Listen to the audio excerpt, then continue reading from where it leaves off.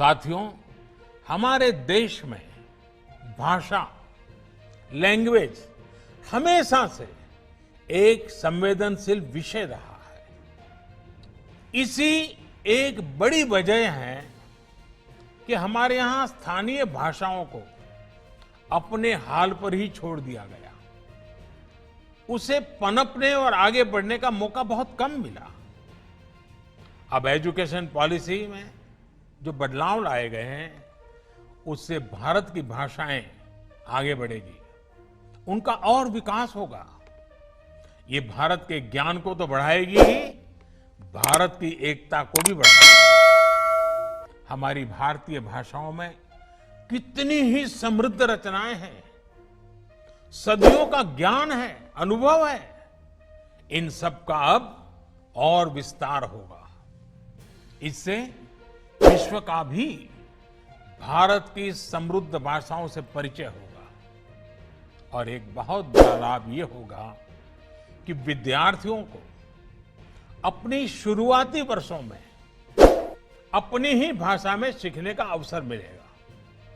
इससे उनका टैलेंट और पुष्पित पल्लवित होने के लिए मैं समझता हूं बहुत अवसर होगा। वो सहज होकर बिना दबाव के नई नई चीजें सीखने के लिए प्रेरित होगा। वो शिक्षा से जुड़ पाएगा। वैसे भी आज जीडीपी के आधार पर विश्व के टॉप 20 देशों की लिस्ट देखें तो ज्यादातर देश अपनी गृह भाषा, मातृभाषा में ही शिक्षा देते हैं। ये देश अपने देश में युवाओं की सोच और समझ को अपनी भाषा में विकसित करते हैं और दुनिया के साथ संवाद के लिए दूसरी भाषाओं पर भी उतना ही बल देते हैं।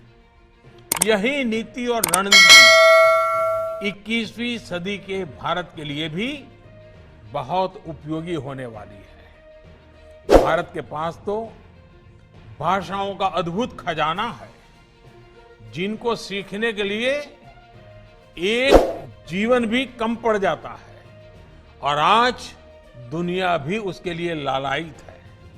साथियों, नई शिक्षा नीति की एक और खास बात है, इसमें लोकल पर जितना फोकस है उतना ही उसको ग्लोबल के साथ इंटीग्रेट करने पर भी बल दिया गया है।